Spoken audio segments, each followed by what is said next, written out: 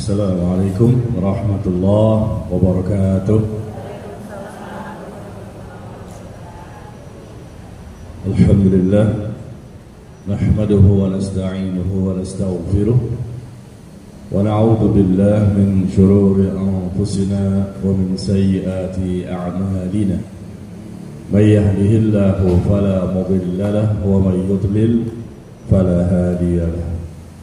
Asyhadu an la ilaha illallah wahdahu la syarika lah wa asyhadu anna Muhammadan abduhu wa rasuluh sallallahu alaihi wa ala alihi wasallam. Ya ayyuhalladzina amanu taqullaha haqqa tuqatih wa la tamutunna illa wa antum muslimun, amma ba'd. Jemaah sekalian, Bapak Ibu, ikhwan dan akhwat yang berbahagia, kita mulai dengan kalimat syukur kepada Allah Jalla wa'ala. Alhamdulillah, pada pagi hari ini kembali kita bertemu dan melanjutkan kajian kita dari pembahasan kitab Hadis Arba'in yang ditulis oleh Al-Imam An-Nawawi rahimahullah. Dan pembahasan kita pada kali ini masuk kepada hadis yang ke-6, Al-Hadithus Sadis, hadis yang ke-6. Silakan Bapak Ibu melihat bukunya, Hadis Arba'in yang ke-6. Dan bagi yang tidak punya buku, barangkali bisa melihat searching di Google, di handphone masing-masing. Silakan di Google ya, hadis yang ke-6, enter, langsung keluar hadisnya. Atau kalau di handphone juga tidak punya, barangkali Bapak Ibu bisa membuka hafalannya. Ya, Bapak Ibu bisa membuka hafalan hadisnya. Masya Allah. Benar Bapak Ibu sudah hafal semua?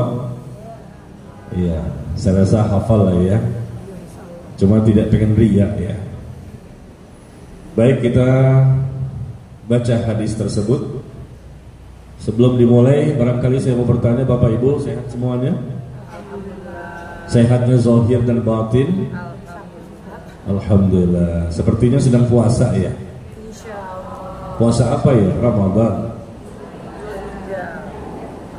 Iya, puasa di awal-awal bulan Dzulhijjah ya. Diberikan informasi yang sangat luar biasa bahwa tidak ada amalan yang lebih Allah cintai dibandingkan amal soleh pada 10 hari pertama bulan Dzulhijjah. Kita beramal soleh kapanpun dan dimanapun bisa dengan izin Allah, tetapi tidak ada amal soleh di mana pada hari-hari tersebut lebih Allah cintai dibandingkan amal yang kita lakukan di 10 hari pertama bulan Dzulhijjah. Banyak sekali yang bisa kita lakukan ya. Dari mulai pertama kita berniat untuk berkorban, mulai tanggal 1 ya. Sedikit saya sampaikan ini karena sesuai tema, sesuai momen juga ya. Mulai tanggal 1 Dzulhijjah, hari Sabtu kemarin, kita bisa berpuasa sunnah sampai tanggal 9 Dzulhijjah selama 9 hari. Dan kalaupun tidak bisa, barangkali Senin Kemisnya atau semampunya, tapi paling tidak jangan sampai tidak berpuasa di tanggal 9-nya. Tanggal 9 puasa Arafah, meskipun sunnah, tapi bisa melebur 2 tahun dosa-dosa yang kita lakukan, dosa setahun yang lalu dan setahun yang akan datang ya. 2 tahun ini, setahun yang lalu dan setahun yang akan datang. Belum kita melakukan dosa, tapi dosanya sudah dilebur oleh Allah. Dosa apa ini? Dosa kecil ya, bukan dosa besar.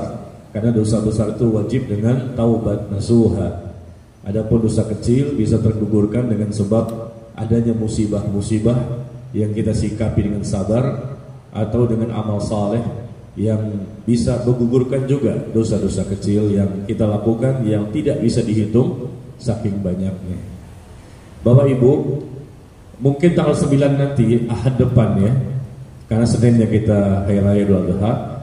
Tanggal 9 Dzulhijjah itu pas jatuh di tanggal 16 Juni, hari Ahad depan. Saya barangkali tidak rekomendasikan Bapak Ibu berpuasa sunnah. Sebaiknya Ibu dan Bapak tidak usah berpuasa sunnah bagi yang merasa tidak punya dosa.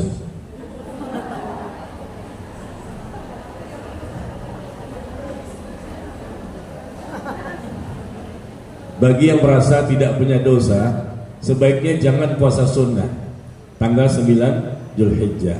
Ya, kenapa? Karena ini menggugurkan 2 tahun dosa-dosa di masa lalu dan akan datang. Lalu udah gak punya dosa gimana? Betul Bapak Ibu gak punya dosa? Dosanya sedikit atau banyak? Banyaknya seberapa? Kalau ibu-ibu di sini kelihatannya dosanya sedikit ya. Dari wajah-wajahnya itu dosanya sedikit ya. Ya, dikit-dikit dosa, dikit-dikit dosa. Iya, tentunya jangan kita lupakan. Karena kita tahu diri bahwa kita ini adalah pendosa berat, banyak sekali dosanya. Ya, jangan ditinggalkan lah. Paling tidak tanggal 9 Zulhijjahnya ya. Ada yang berhaji berangkat ya, teman-teman kita jamaah di sini Bapak Ibu berangkat haji, alhamdulillah. Ya, ada juga berumroh kan di awalnya. Kemudian juga bisa berkurban. Nah, ini mulai tanggal 1 Zulhijjah jangan memotong kuku, memotong rambut, bulu, kulit ya dari tubuh kita sampai hewan kurban kita disembelih. Dan itu khusus bagi yang berkorban, yaitu suami. Suamilah yang berniat atas nama dirinya dan anggota keluarga. Adapun istri dan anak-anak boleh untuk memotong rambut, kuku dan lain-lain. Jadi sekedar mengingatkan saja, barangkali ada yang lupa bahwa kita sedang berada di hari-hari terbaik. Selama 1 tahun ada 365 hari. Ya, setahun itu ada 365 hari. Dan hari yang terbaik dalam setahun itu adalah hari yang terbaik, sebaik-baik hari. Hari yang paling utama dalam Islam adalah di 10 hari pertama bulan Zulhijjah. Dan kita juga berada pada 4 bulan yang mulia. Bulan Zulqa'dah, Zulhijjah, Muharram dan Rajab ya, 4 bulan yang Allah muliakan di antara 12 bulan yang Allah ciptakan dalam setahun. Ya, jadi begitu ya.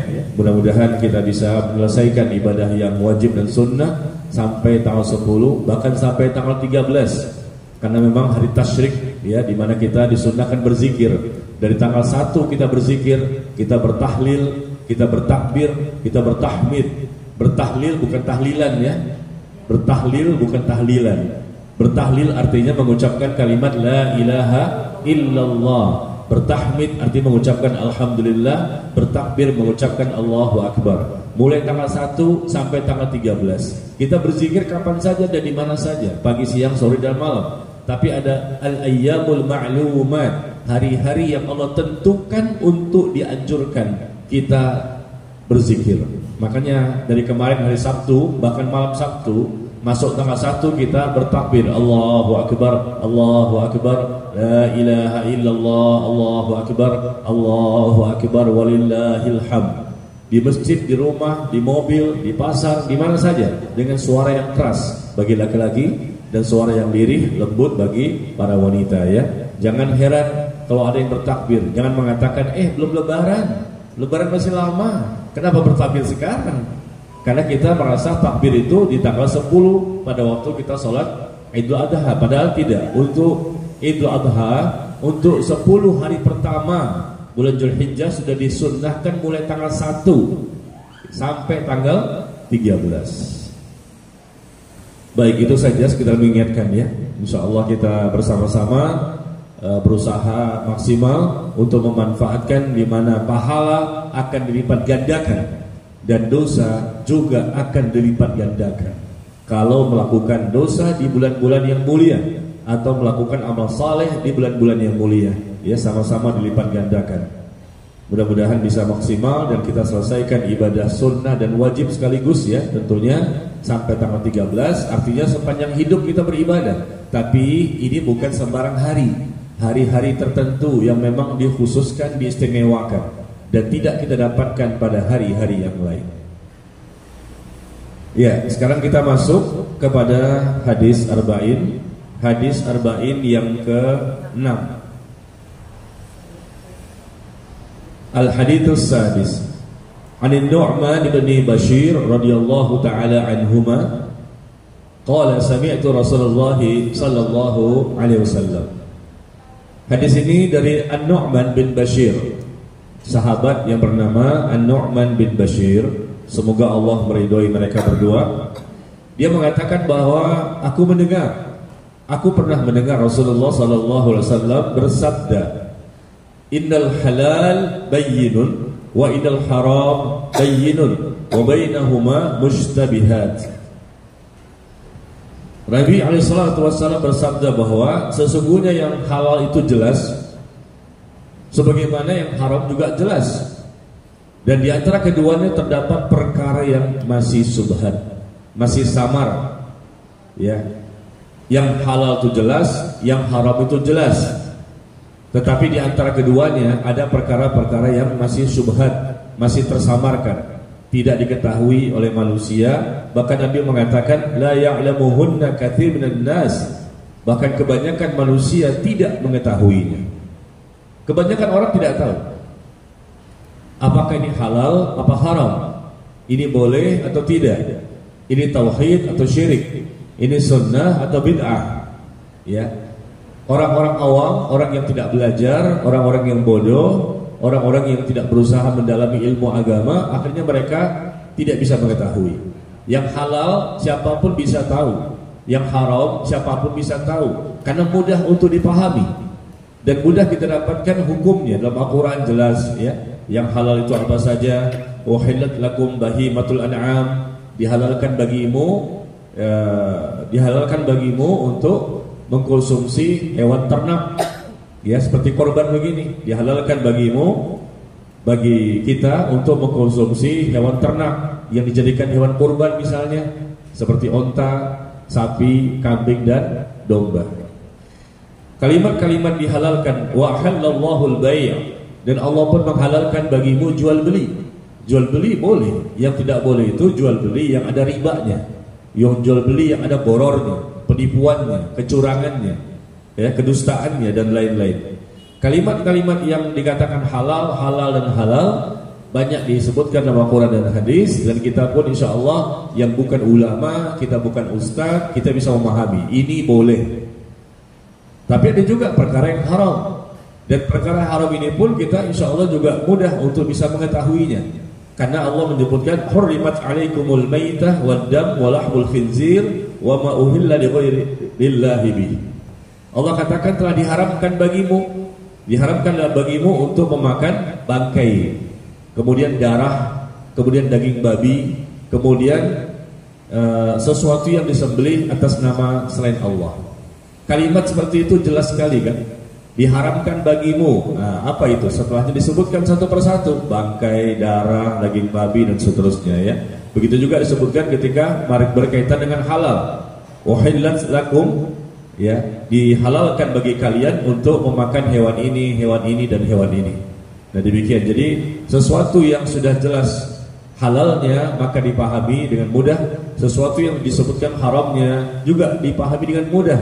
Sebagaimana Allah sebutkan wala taqrabuz zina innahu kana fahisyah wa sa'a sabila. Janganlah kamu mendekati zina. Jangan dekati zina, karena sesungguhnya itu perbuatan yang buruk dan perbuatan keji dan jalan yang buruk.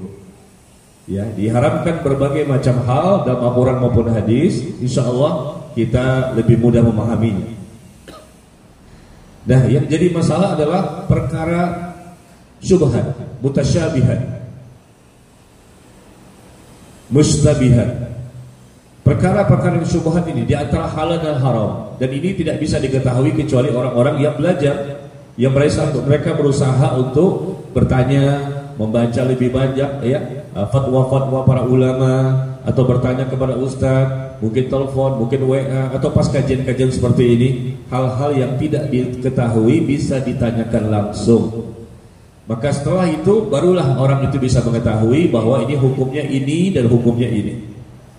Dan kita akan lihat bahwa di sini Allah dan Rasulnya Sallallahu Alaihi Wasallam menjelaskan bahwa ternyata hukum itu disebutkan pada hadis ini ada perkara halal, haram dan syubhat.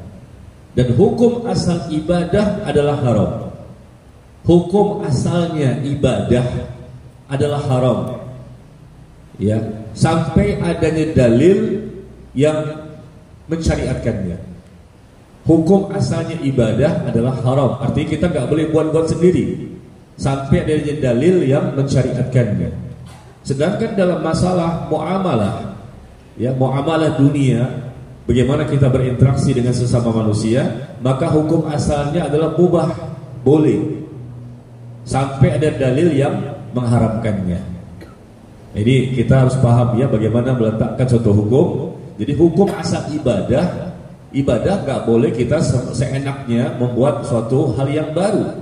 Hukum asal ibadah itu haram kecuali ada dalil yang mensyariatkannya.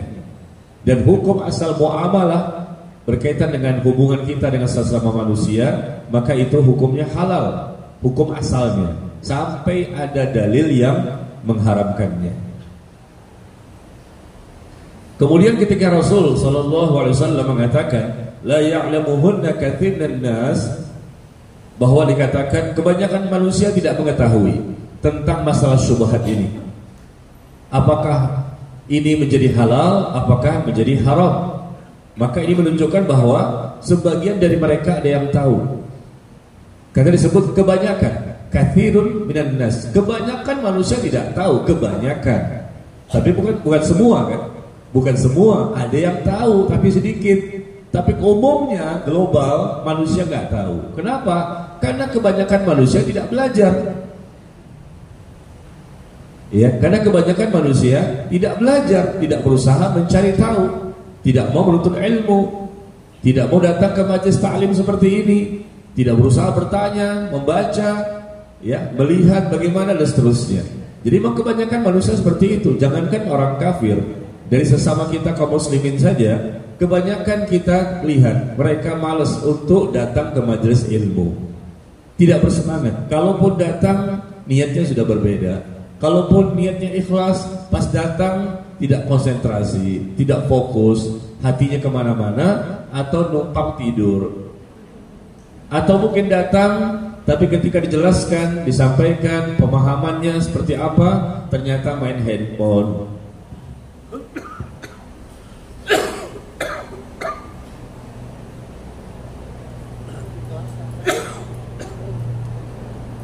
Ya, saya lagi kurang sehat ya, karena kipas ini langsung jadi deh. Ya beginilah kondisi orang yang lemah iman. Kalau bapak ibu kan kuat ya imannya, jadi kena kipas juga, kipas itu terpental jauh. Allah Akbar. Ya. Saya ini orangnya alergi kipas. Alergi, jadi nggak boleh kena kipas langsung nggak enak badannya. Tapi nggak alergi istri, nggak alergi istri. Kalau ada istri makin senang, makin sehat. Iya, baik. Jadi kebanyakan orang tidak mengetahui. Kenapa? Pasti ada sebabnya. Yang tahu cuma sedikit di antara sekian banyak manusia yang ada di muka bumi ini.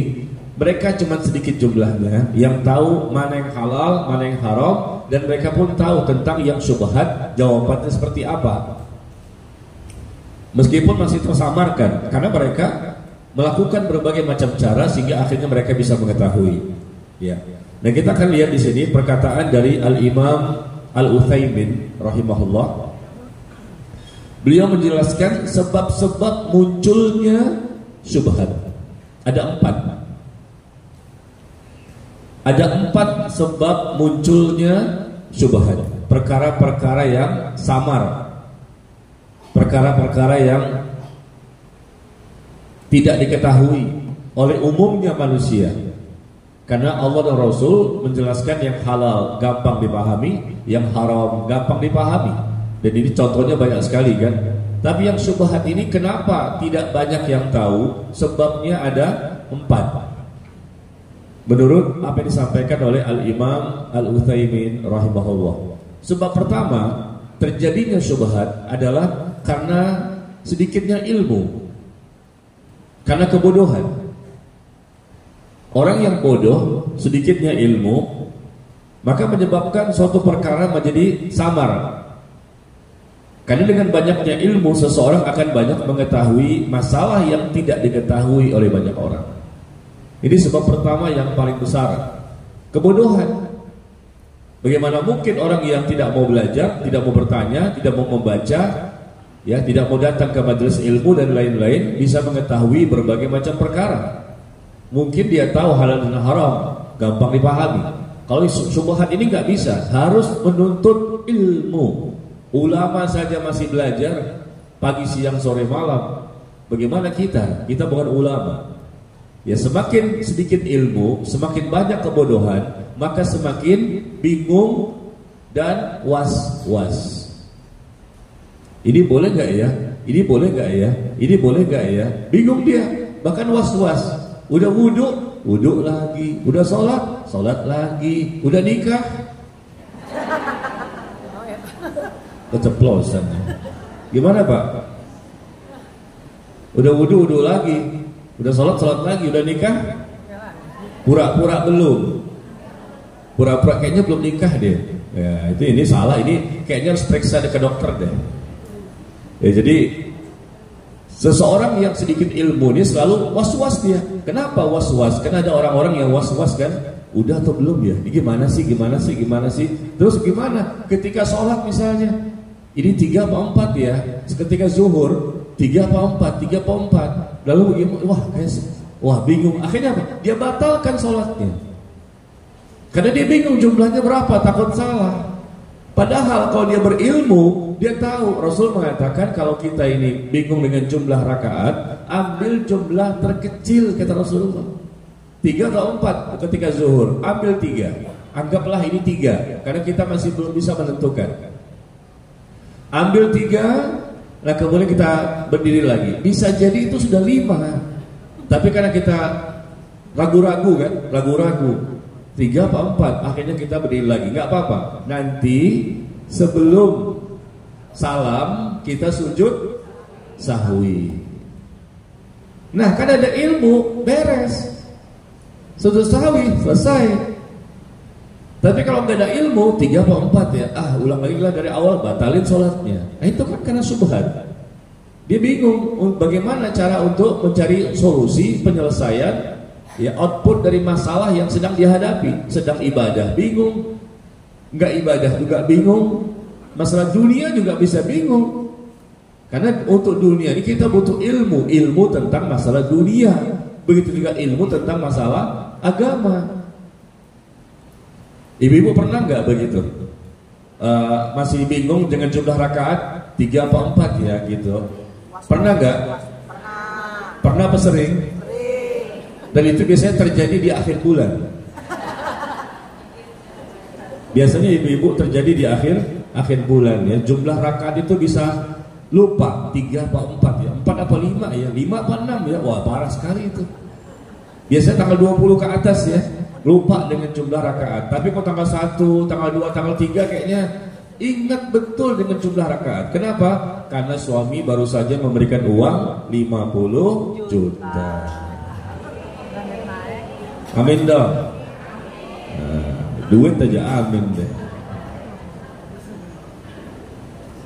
Jadi lupanya jumlah rakaat gara-gara di akhir bulan. Betul Bu?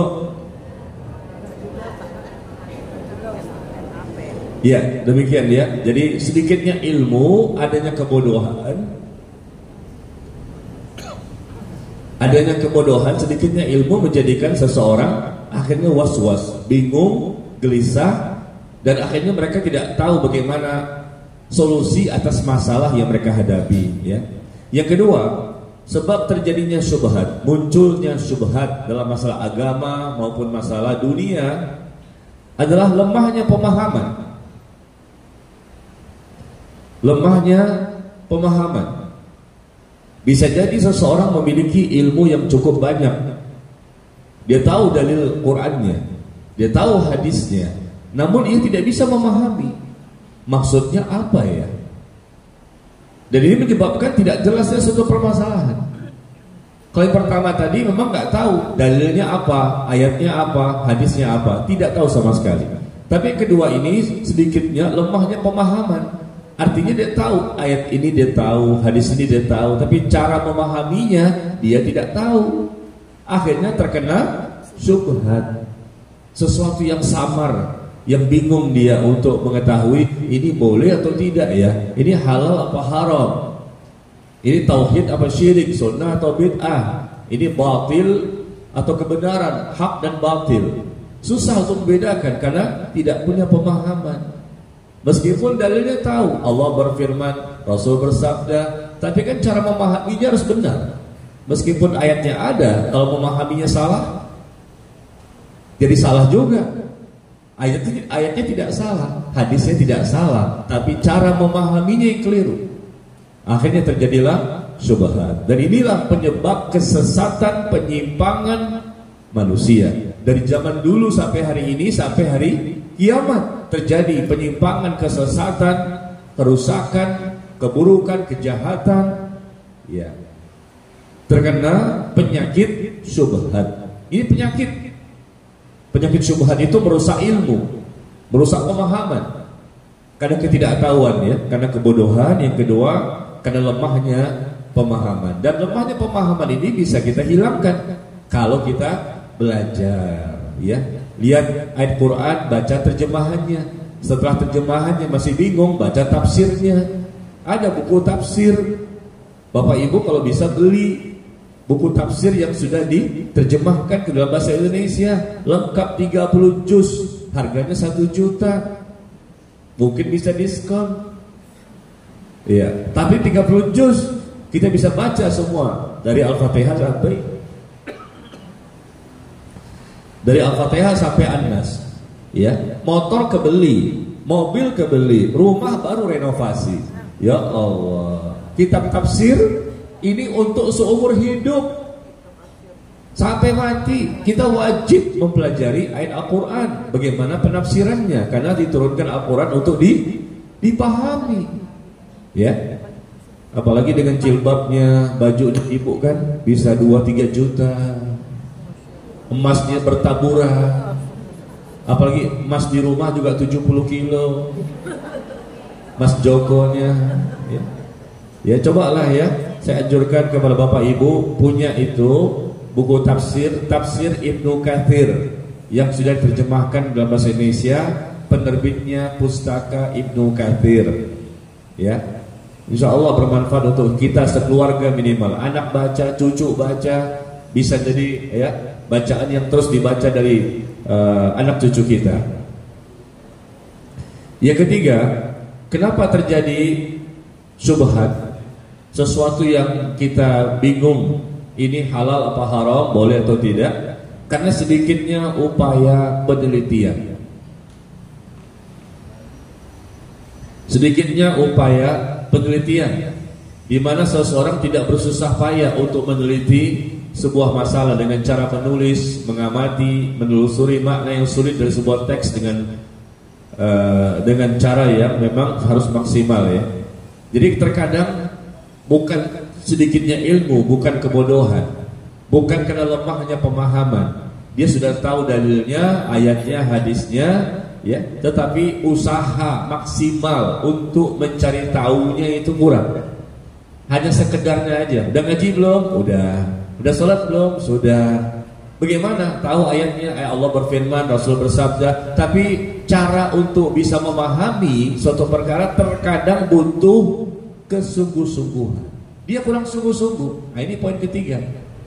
Kurang sungguh-sungguh, ya, untuk mencari informasi atau membaca atau bertanya, kira-kira ini bagaimana hukumnya tentang perkara yang kita butuhkan dalam masalah agama kita. Sungguh-sungguh, datang sungguh-sungguh di majelis ilmu, belajar sungguh-sungguh. Ada orang tahu dalilnya nggak paham, ya, atau mungkin dia tahu dalilnya tapi karena dia tidak sungguh-sungguh, akhirnya semakin tidak paham. Ya, naudzubillah min dzalik. Nah, yang keempat, yang terakhir, sebab terjadinya syubhat, kata Imam Al-Utsaimin rahimahullah, dan kata beliau, ini yang paling buruk, ini yang paling jelek. 1, 2, 3 ini kalah sebabnya. Ini sebab yang paling jelek. Apa itu? Niat yang buruk. Niatnya sudah salah. Niat yang buruk, di mana seseorang berusaha memenangkan argumentasinya, menonjolkan pendapatnya tanpa memperdulikan pendapatnya benar atau salah.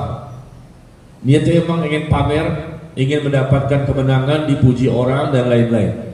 Jadi dia nggak peduli pendapat lain yang sebetulnya ada yang lebih kuat, lebih benar dibandingkan pendapat dia, tapi dia nggak mau. Dia merasa dirinya lebih dibandingkan orang lain. Niatnya buruk, ingin orang kagum dengan ilmunya. Sudah dinasihati masih ngeyel, sudah dibantah dengan bantahan yang lebih kuat masih juga ngeyel. Seperti itu, ada orang-orang seperti ini. Dia mendapatkan syubhat menjadi tersesat. Dan itu levelnya bukan orang awam saja, sampai level ustadz dan ulama pun bisa terkena itu. Niatnya yang buruk. Banyak sudah menjelaskan dengan di YouTube ada, di Instagram ada, sosial media banyak yang sudah meluruskan pemahaman seseorang yang salah. Tapi memang dia niatnya buruk. Dia tidak mau menerima argumentasi pendapat orang lain atau orang yang lebih berilmu dari dia. Ya, dia lebih memenangkan pendapatnya, dan siapa yang memiliki niat seperti ini maka sulit baginya sampai kepada ilmu yang benar. Nah, inilah karena niat yang buruk ya. Pokoknya saya. Dia fanatik betul dengan pendapat dirinya sendiri. Dia tidak berusaha untuk mengikuti perkataan orang lain. Karena dia merasa saya juga punya dalil, tapi kan mungkin Anda salah. Enggak, dia tidak mau membuka pintu hatinya. Sudah banyak orang yang menasihati, sudah jelas sebetulnya satu kesalahan, tapi karena niat yang buruk, ingin sombong, merendahkan orang lain, ya, menolak kebenaran, merasa dirinya hebat, banyak jamaahnya, banyak followersnya. Dan kalau saya ngakui saya salah, malu dong. Apa kata dunia? Apa kata orang? Nah, ini niat yang buruk. Ada nggak orang seperti itu? Ada. Kalau saya katakan maaf, saya salah, saya tergelincir, wah, malu dong. Apa kata orang? Ya, itu kan syubhat itu yang menjadikan dia berdosa. Ya, ini niat yang buruk. Maka inilah yang mesti kita pahami sebab munculnya syubhat, pemahaman yang menyimpang, terjadinya kesesatan, kejahatan dan dosa. Sedikitnya ilmu, lemahnya pemahaman, sedikitnya upaya untuk meneliti lebih mendalam, lebih sungguh-sungguh untuk mencari kebenaran, dan adanya niat yang buruk. Kemudian di antara hikmah dengan disebutkannya perkara-perkara yang syubhat adalah adanya hikmah. Kenapa sih nggak jelas aja semuanya? Kalau jelas semuanya kan enak ya. Kenapa ada yang syubhat, yang perlu diusahakan maksimal mencari kebenaran? Di antara hikmahnya supaya menjadi jelas siapa yang bersungguh-sungguh dalam menuntut ilmu dan siapa yang bermalas-malasan. Itu hikmahnya.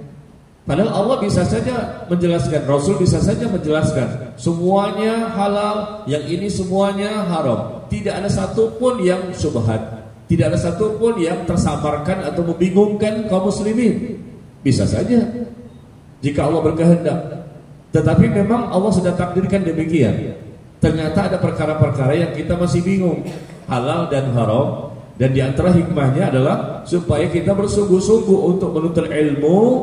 Dan kelihatan nanti siapa yang bermalas-malasan, tidak sungguh-sungguh dalam menuntut ilmu. Dan orang yang seperti ini akan syubhatnya akan semakin tersingkap, ya. Akhirnya dia pun semakin banyak kesalahan, banyak penyimpangan, salah ngomong, salah fatwa, ya, salah berbuat, salah bertindak demi dunia. Pokoknya yang salah pun dianggap benar, yang benar pun dianggap salah. Ya, takut dikatakan dia orang yang salah, ya, takut dipermalukan dan lain-lain. Subhanallah. Ya, ini naudzubillah merupakan musibah, ya, yang terjadi pada siapapun. Maka intinya adalah kita harus bersungguh-sungguh, bersemangat, mati-matian, habis-habisan. Dan ngaji jangan sebulan sekali. Kalau ngaji cuma sebulan sekali, banyak dong syubhat kita, banyak yang kita nggak tahu. Dan memang bukan berarti kita harus menjadi ulama, harus seperti ulama gitu, semuanya kaum muslimin jadi ulama, bukan begitu maksudnya. Tapi paling tidak hal-hal yang pokok, yang secara pribadi-pribadi per individu nih kaum muslimin harus tahu. Misalnya masalah sholat, Bukan kita belajar sholat secara mendetail karena kita ingin jadi ustaz. Saya pengen jadi ustaz, maka saya mendalami ilmu tentang sholat. Saya ingin menjadi ulama, maka saya mendalami ilmu tentang puasa Ramadan. Bukan begitu. Mau dia ulama, mau dia ustaz, ataupun orang awam, siapapun selama dia muslim, wajib untuk mempelajari tentang rukun Islam. Seperti itu maksudnya. Harus tahu persis. Berpuluh-puluh tahun Allah memberikan kesempatan bagi kita untuk bisa belajar. Kalau masalah haji, rukun Islam yang kelima, kita nggak wajib belajar haji, kecuali kalau kita ingin berangkat. Mau berangkat, ya wajar dong, kita harus belajar manasik haji. Ya, tapi kalau nggak berangkat ya nggak wajib. Tapi masalah sholat nggak bisa, pasti kita wajib untuk mendirikan sholat kapanpun dan dimanapun, kecuali yang memang tidak berdosa. Boleh meninggalkan sholat adalah orang gila. Orang gila dan orang pikun. Maka kalau bapak dan ibu pengen tidak berdosa, kalau bapak dan ibu ingin tidak berdosa, ya pilih salah satu, gila atau pikun. Karena orang gila dan orang pikun tidak punya dosa. Karena orang yang diperintahkan untuk beribadah itu wajib orang yang berakal yang sehat, ya.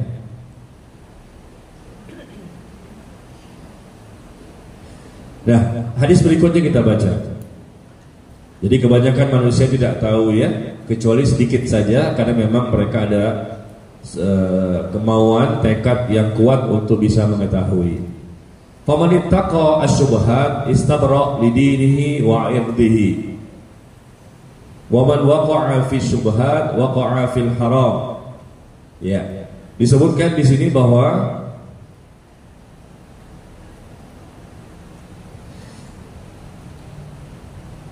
barang siapa yang menghindarkan diri dari perkara syubhat, barang siapa yang menghindarkan dirinya dari perkara yang syubhat, maka sungguh ia telah menyelamatkan agama dan kehormatannya. Berusaha menyelamatkan dirinya, menghindarkan dirinya dari perkara syubhat, maka ia selamat agama dan kehormatan. Dia menghindarkan diri dari perkara syubhat, hindarkan, jauhi perkara-perkara syubhat, maka agama dan kehormatan kita selamat. Sesuatu yang kita tidak tahu, tinggalkan sampai kita tahu. Itu maksudnya. Hindarkan diri dari perkara-perkara syubhat ini supaya agama kita terjaga, kehormatan kita terjaga. Kalau kita tidak tahu sementara, tinggalkan dulu. Ini halal apa haram. Jangan tergesa-gesa untuk mengambil keputusan. Kayaknya halal nih, langsung saja.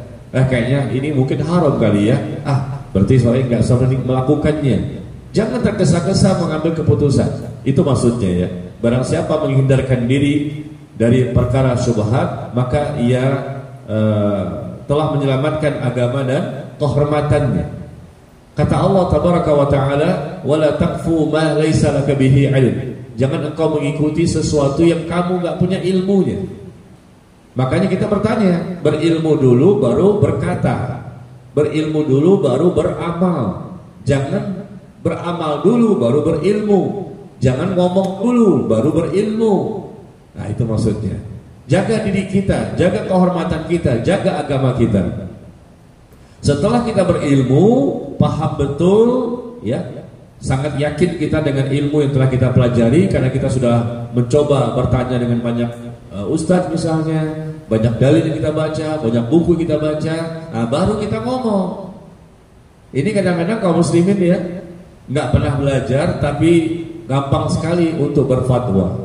Ini gimana hukumnya? Boleh. Ini gimana? Nggak boleh. Ini gimana? Halal. Ini gimana? Haram. Ya Allah. Padahal itu semua akan diminta pertanggungjawaban. Inna sam'a wal basara wal fu'ada kullu ulaika kana anhu mas'ula. Sesungguhnya pendengaran, penglihatan dan hati semuanya akan diminta pertanggungjawaban. Coba Bapak Ibu lihat di surah Al-Isra ayat ke-36. Al-Isra surah 17, surah 17 ayat ke-36. Allah sebutkan, wala taqfu ma laysa laka bihi ilm. Janganlah engkau mengikuti sesuatu yang kamu nggak punya ilmunya. Jangan ikuti. Berilmu dulu baru beramal. Berilmu dulu baru kita berkata-kata. Jangan sembarangan dalam beribadah. Kan begitu. Kaum muslimin kan bagaimana sholat? Oh, sholat itu gampang, begini. Karena dia sesuaikan dengan apa yang dia lihat dari orang lain. Padahal orang lain itu bisa jadi dia tidak berilmu. Kenapa mencontoh orang lain ketika belajar sholat? Dia bukan ulama, dia bukan ustaz, dia nggak paham. Makanya kita harus belajar dari sumbernya, orang-orang yang berilmu, dan kita baca dalilnya. Ya, jadi seperti itu. Barang siapa yang menghindarkan diri dari perkara yang syubhat, yang belum dia pahami, masih tersamar, maka dia dapat menyelamatkan agama dan kehormatannya. Kenapa? Karena sebaliknya, barang siapa yang terjerumus ke dalam perkara syubhat, maka dia terjatuh kepada perkara yang haram. Bisa terjatuh dia.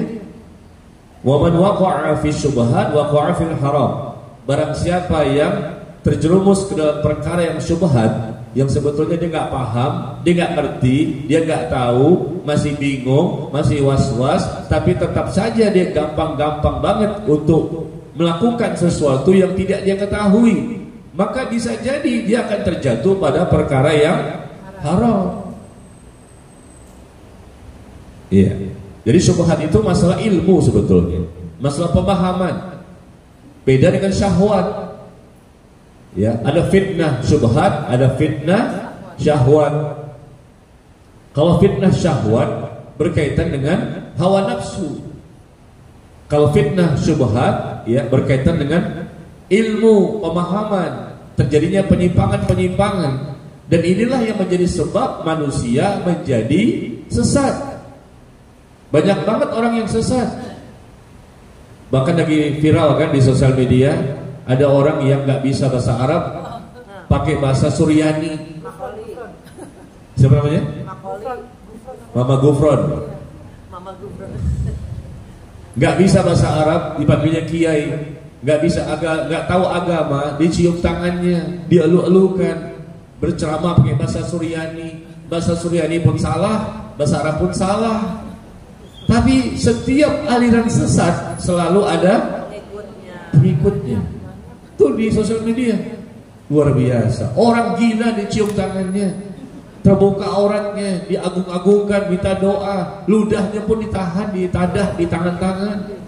Ini bukan orang gila biasa nih, ini orang gila yang punya karomah, punya mukjizat kata mereka. Orang gila, baju nggak dipakai, celana nggak dipakai, tapi direbut. Bagaimana ketika mereka jalan, diperebutkan tangannya untuk dicium, padahal udah nggak mandi berapa lama. Tapi di YouTube ada itu, saya nggak bohong. Kemana akal manusia? Orang yang pakai baju jubah saja, pakai apa? Sorban itu, roti Maryam. Pakai jubah, pakai sorban, jenggotnya panjang sampai sepuser, itu aja belum tentu dia berilmu. Casing doang. Kayaknya kayak wali nih. Iya wali dia, wali murid. Dengan penampilan seperti wali, seperti ulama saja belum tentu dia berilmu, belum tentu benar pemahamannya. Apalagi secara casing penampilan pun tidak meyakinkan. Tapi kok herannya dielu-elukan, dikasih kehormatan dengan kemuliaan, gara-gara dianggap dia punya kelebihan. Kelebihan itulah yang menjadikan manusia menganggap bahwa dia berarti wali, berarti dia orang yang dekat kepada Allah. Buktinya apa? Dia punya kelebihan. Padahal bisa jadi setan menyamar, iblis menyamar sebagai manusia. Lalu dia punya tunjukkan kelebihan-kelebihan. Kelebihan itu bukan patokan kita untuk menjadikan bahwa dia benar. Benarnya manusia dalam memahami agama bukan identik dengan banyaknya kelebihan yang dia miliki. Bisa tahu nanti begini, bisa tahu ini, bisa tahu ini. Hafal Quran 30 juz pun bukan berarti patokan bahwa dia selalu pasti benar. Ya. Tapi ya begitulah ya. Kaum muslimin ini kebanyakan mereka melihat dari casing penampilan, atau yang kedua mungkin dari adanya karomah kata mereka. Maka dukun pun dianggapnya wali, paranormal dianggapnya wali. Dukun bisa mendapatkan di mana kunci mobil hilang, bagaimana nasib ke depan, asmara, keuangan, bisnis, kesehatan. Si dukun ini bisa memberitahu tentang masa depan, bagaimana besok, bagaimana ini. Wah, ini wali ini. Padahal dia dukun. Dukun menyamar sebagai ustaz, dukun menyamar sebagai ulama. Ada, dan mereka punya pesantren ribuan dan punya organisasi Ikatan Paranormal Indonesia, Ikatan para dukun se-Indonesia. Jumlahnya ribuan. Ikatan para dukun loh. Ikatan paranormal juga ada. Ya, jadi banyak orang yang berinteraksi dengan mereka, meminta-minta agar mereka bisa memberikan solusi atas permasalahan. Ya, naudzubillah. Inilah karena kebodohannya. Maka jemaah sekalian, kalau kita nggak tahu, jangan lakukan sampai kita tahu. Tanya dulu sama ustadznya dalilnya gimana. Kalau masih ragu, tanya lagi sama ustadz yang lain. Masih ragu, tanya lagi sama ustadz yang lain. Bandingkan dalilnya masing-masing. Andai kata jawabannya berbeda-beda. Nah, itulah cara kita mencari ilmu. Saya juga demikian. Imam Bukhari itu gurunya lebih dari 1000. Kita berapa gurunya? Pokoknya apa kata ustadz di masjid ini, itulah pasti kebenaran, karena dia beda-beda tipis dengan Nabi. Kalau dia Nabi nggak apa-apa, sami'na wa ata'na. Tapi kalau dia seorang manusia biasa, yang andai kata pendapat itu memang berbeda-beda. Satu mengatakan begini, satu mengatakan begini, satu mengatakan begini. Ada 3 pendapat, ada 4 pendapat, ada 10 pendapat. Kan bingung kan? Ada syubhat di situ. Saya pilih pendapat yang mana ya? Pendapat yang paling benar pasti guru saya, pasti ustadz saya. Nggak boleh. Ya, yang kita pegang bukan ustadznya, tapi dalilnya mana yang lebih kuat. Kalau terjadi beda pendapat, apalagi ibu-ibu, nggak boleh pegang ustadznya. Ya, tapi pegang dalilnya ustadz. Ya, seandainya ada beberapa pendapat ya, begitu cari kebenaran. Jangan taklid buta, jangan fanatik, asobiyah. Ya, gara-gara ini bukan golongan saya, ya bukan organisasi saya, maka saya tidak mungkin mau mengambil pendapatnya. Kata dia bukan ini, nggak boleh. Siapapun kita ambil kebenaran selama memang mereka benar sesuai Quran dan Sunnah sebagaimana dipahami oleh Rasulullah dan para sahabatnya. Ya seperti itu ya. Ini bermanfaat ya, hadis ini luar biasa sampai kita mati. Karena kalau kita sembarangan akhirnya jatuh kepada perkara yang syubhat. Nah, sembarangan mengambil sesuatu yang kita nggak pahami, jatuhlah kepada perkara yang haram. Yang menyamar sebagai malaikat Jibril, Lia Eden. Ada lagi siapa tuh? Yang di Bogor mengaku sebagai nabi dan rasul, Ahmad Musaddiq. Ya, ada lagi ini pemimpin Ahmadiyah siapa? Mirza Ghulam Ahmad. Ada yang mengaku nabi, ada yang mengaku sebagai Dajjal, ada yang mengaku sebagai Nabi Isa. Ini kan hal-hal yang gampang sebetulnya kita pahami. Nggak mungkin Nabi Isa seperti ini modelnya, nggak mungkin ya. Tapi ternyata ada saja pengikutnya, dan itu ribuan yang mengatakan begini, karena manusia nggak mau peduli dia tentang masalah yang belum dia pahami. Tidak mau tanya, tidak mau baca, tidak berusaha untuk mentadabburi, tidak berusaha untuk mencari tahu mana. Ya, tanya kepada banyak orang, banyak ustadz, orang yang berilmu supaya nanti dia bisa melihat. Akan ketahuan Bapak Ibu, akan ketahuan insya Allah. Kalau kita berusaha maksimal, akhirnya ketahuan. Untuk masalah ini ternyata ustadz nomor 3 itulah yang benar. Dia lebih kuat dalilnya. Kita bisa memilih 1, 2, 3. Nomor 3 lah pendapat yang lebih kuat. Masalah ini, masalah lain tiba-tiba, masalah yang lain tiba-tiba setelah kita tanya, kita gali, kita berusaha untuk membaca dan lain-lain, kan ada beda pendapat kan, jadi bingung. Ternyata setelah itu nomor 1 lah ustadz ini yang saya pilih karena dia pendapatnya lebih kuat. Qurannya jelas, hadisnya ada, perkataan para sahabat, para ulama terdahulu, bahkan semuanya ijma, sepakat para ulama ini hukumnya haram. Jangan mengambil lagi pendapat yang lain. Kan jelas begitu kan, gak ada syubhat. Apa hukumnya musik? Seperti yang kemarin kan, lagi heboh di sosial media, ya, mempertahankan pendapatnya, atau masalah-masalah lain lah, banyak sekali lah. Ya, kalau sudah ayatnya ada, hadisnya pun banyak, Rasul memahami demikian juga para sahabat dan seterusnya, para ulama semuanya bersepakat. Tapi kemudian kenapa diambil pendapat yang lain? Nah, berarti dia terkena syubhat. Yang terkena syubhat ini di siapa? Bukan orang awam, pinter bahasa Arabnya, belajar di luar negeri, hafal Quran 30 juz misalnya, pojok kanan, pojok kiri. Nah, mulai deh. Ya. Tapi itu bukan standar ya. Ya kalau udah salah ya salah. Dan jangan malu untuk mengatakan salah. Saya pun andai kata memang saya salah, saya minta maaf.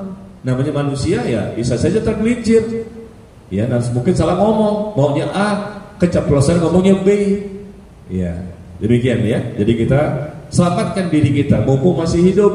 Jangan kita pertahankan karena kesombongan, akhirnya kebawa dosa jariah. Yang mengikuti kita, jamaah kita ribuan, dan kita tidak mau mengambil pendapat yang benar, tidak mau rujuk, ya, maka banyak orang yang mengikuti kita akan tersesatkan. Naudzubillah min dzalik. Ya, demikian ya. Ini sudah masuk setengah hadis ya. Kita lanjutkan. Jadi saya ulang kembali bahwa yang halal jelas, yang haram pun jelas. Di antara keduanya terdapat perkara yang syubhat, yang masih samar, yang tidak diketahui oleh kebanyakan manusia. Barang siapa menghindarkan diri dari perkara syubhat, ia telah menyelamatkan agama dan kehormatan. Dan barang siapa yang terjerumus dalam perkara yang syubhat, maka ia terjatuh kepada perkara yang haram. Ya, maka intinya apa? Jagalah diri kita, jangan tergesa-gesa mengambil kesimpulan. Belajar yang benar, sungguh-sungguh, bersemangat, fokus ya, kita mendalami ilmu tentang agama kita. Jangan sampai ilmu dunia kita belajarnya puluhan tahun, dari TK, SD, SMP, SMA sampai kuliah S1, S2, S3. Ilmu dunianya puluhan tahun, ahli pakar. Tapi begitu bicara agama, dia muslim, ternyata ilmunya cuma tingkat TK.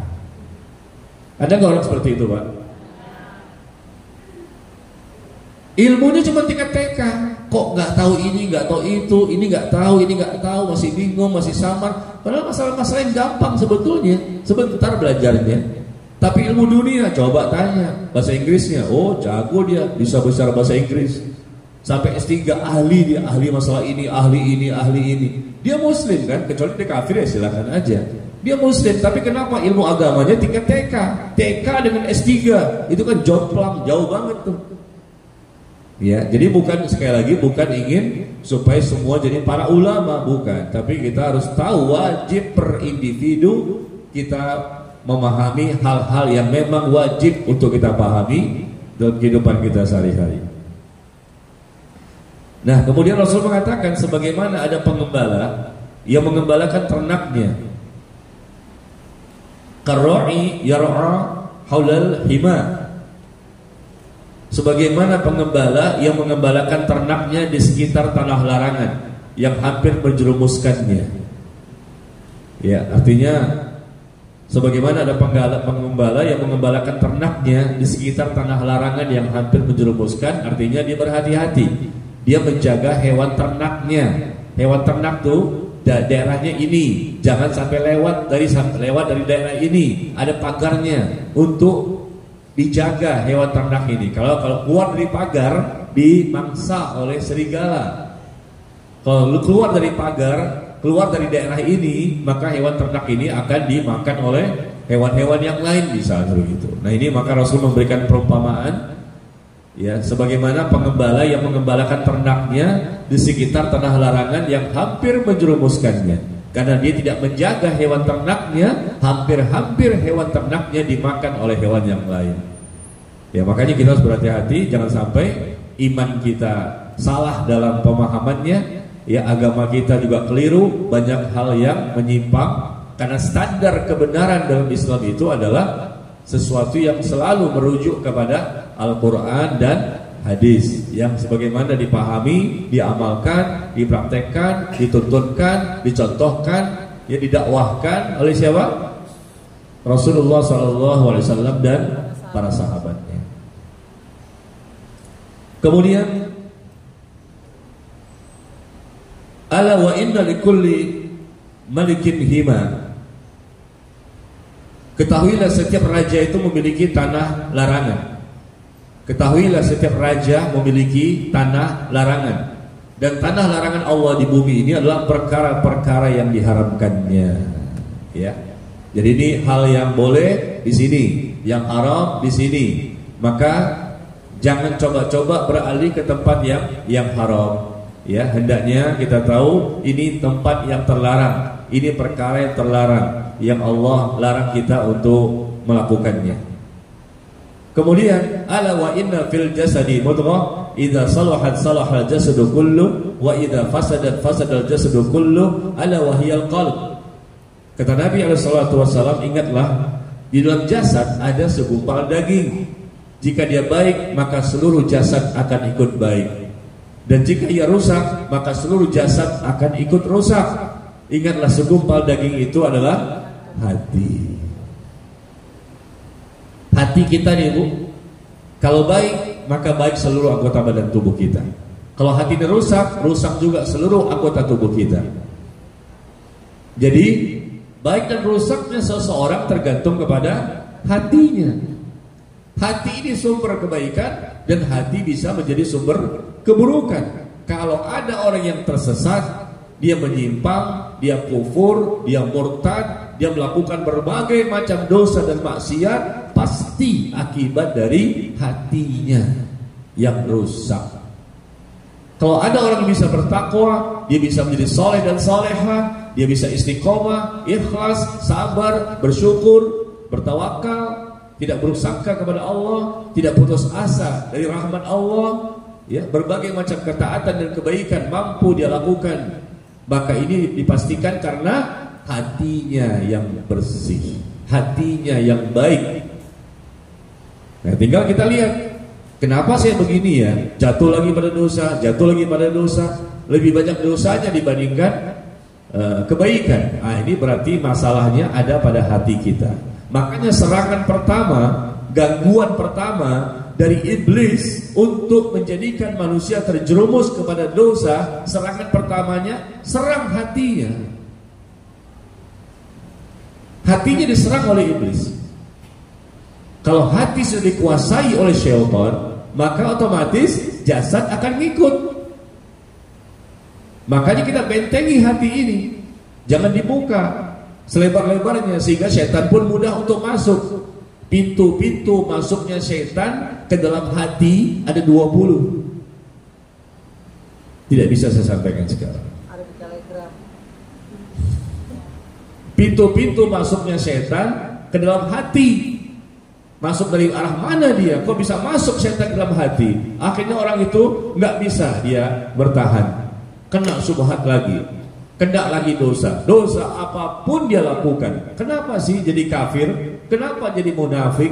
Kenapa jadi banyak dosa? Pasti karena setan telah berhasil menguasai hati seseorang. Hati itu raja. Anggota tubuh kita ini pasukan. Pasukan siap diperintah oleh raja. Kalau hati sudah memerintahkan bahwa lihatlah pemandangan yang haram, lihat sesuatu yang tidak boleh dilihat, telinga dengarkan sesuatu yang haram, lakukan tangan untuk melakukan yang haram, kaki melakukan yang haram, kemaluan. Jadi hati menyuruh terus kepada anggota tubuh melakukan yang terlarang. Karena hati itu sudah tidak lagi bisa mengajak kepada kebaikan, karena hatinya sudah dikuasai oleh syaitan. Istahwada alaihimus syaitan fa'ansahum dzikrallah. Syaitan telah menguasai hati seseorang, yang akhirnya dia pun, manusia tersebut semakin lupa, semakin lalai dengan Allah sebagai penciptanya. Ya, serangan pertama kuasai hati. Kalau hati tidak terbentengi, tidak kita berikan ya pagar-pagar agar tidak mudah syaitan masuk, maka akhirnya syaitan dengan leluasa untuk masuk ke dalam hati. pintu-pintu masuknya setan dalam hati itu ada 20, diantaranya kebodohan. Itu yang pertama. Semakin bodoh seseorang, makin mudah setan menguasai hatinya. Yang kedua, amarah. Orang yang suka marah, gampang emosi. Ini adalah pintu masuknya setan dalam hati. Dikit-dikit marah, ya, mudah tersinggung, terutama di akhir bulan. Sensitif banget tuh, udah marah di akhir bulan, ya. Tapi di awal bulan tidak pernah marah. Ada apa? Rupanya suami baru memberikan uang berapa juta tadi? 50 juta. Pintu masuknya setan ke dalam hati manusia selain kebodohan. Semakin bodoh, semakin mudah dia jatuh pada dosa. Semakin banyak suka marah tidak terkendali, maka setan semakin mudah untuk menjerumuskan dia pada dosa. Masuk dia ke dalam hati manusia. Begitu juga hasad, iri, dengki, tamak, serakah, cinta dunia berlebihan. Dia ria. Ya. Kemudian kekenyangan. Makan kenyang boleh, tapi kalau kekenyangan, begah gitu, nah ini mudah masuknya setan menguasai hati manusia. Nah, saya sarankan Bapak Ibu untuk memudahkan saja, lihat di Telegram saya, pintu masuknya setan.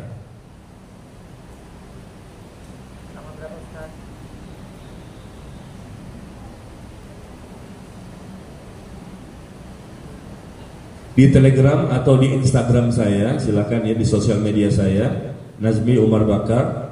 Pintu-pintu masuknya setan ke dalam relung hati manusia tanggal 7 Desember 2023. Tanggal 7 Desember 2023. Ada artikel yang saya tulis, pintu-pintu masuknya setan ke dalam relung hati manusia.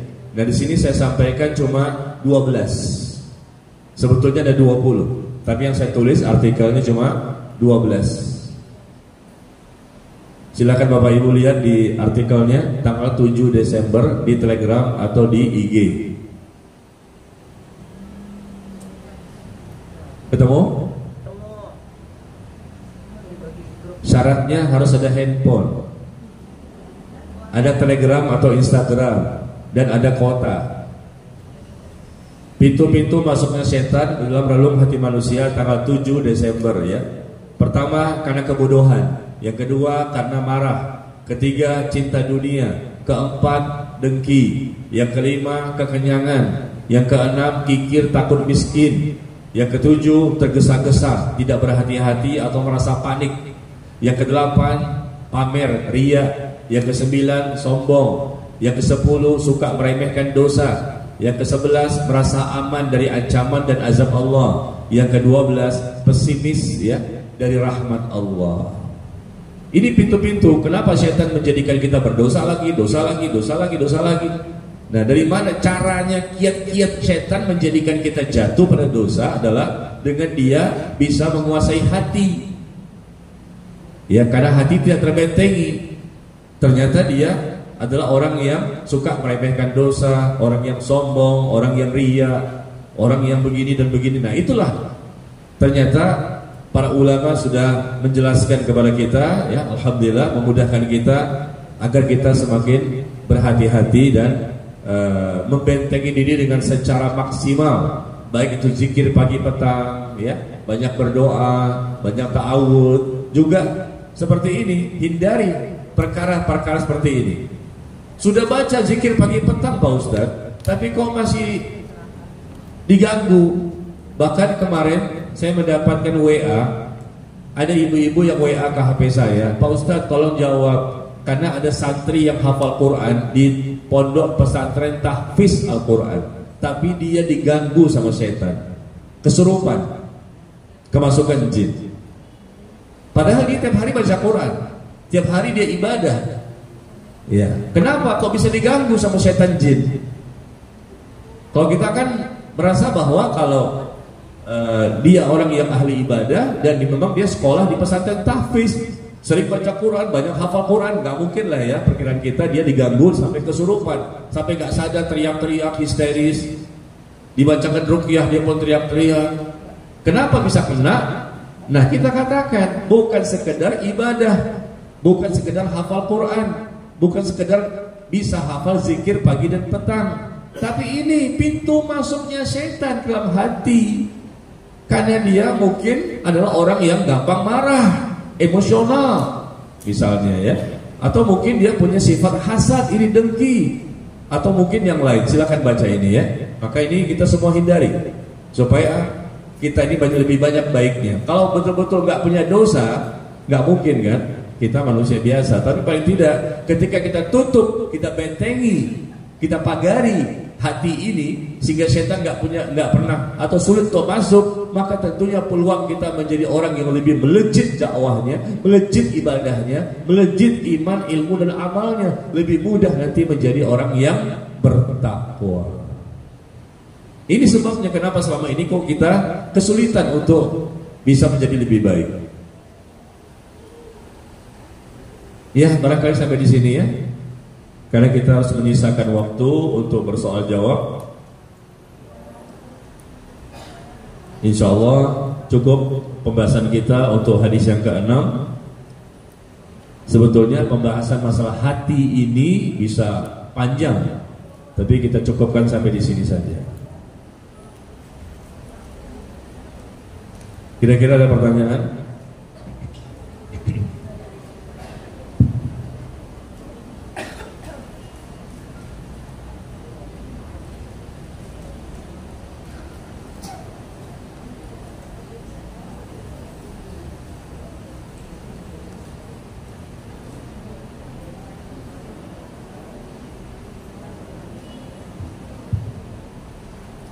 Ya, yang pertama, bagaimana cara menyikapi pendapat beberapa ustadz untuk mahram haji dan umroh? Ada yang membolehkan tidak memakai mahram dan ada yang harus didampingi mahram. Apakah ini syubhat atau ikhtilaf? Kami belum tahu mana dalil yang boleh dan mana yang tidak boleh. Nah, di sini kan syubhat kan? Yang satu mengatakan tidak boleh tanpa mahram, harus pakai mahram untuk wanita yang safar. Yang satu mengatakan tidak masalah tanpa mahram untuk wanita yang safar ya. Nah, berarti bagaimana? Harus kita pelajari masing-masing dalil, bukan masing-masing ustadz. Kalau kita pegang ustadz dan ustadz itu, kita masih bingung terus sampai mati. Yang satu mengatakan boleh, satu mengatakan nggak boleh, yang satu mengatakan haram, yang satu mengatakan halal. Halal dan haram, waduh berat ini, mana yang kita ambil pendapatnya. Nah, karena kita cuma tahu kesimpulan, tapi kita nggak baca dalil masing-masing apa. Coba tanya dengan banyak ustadz, jangan 1, 2, 3. Baca dalil-dalilnya, keterangan-keterangannya. Yang pro kenapa, yang kontra kenapa. Insya Allah kita ketemu nanti dalilnya yang lebih kuat ya.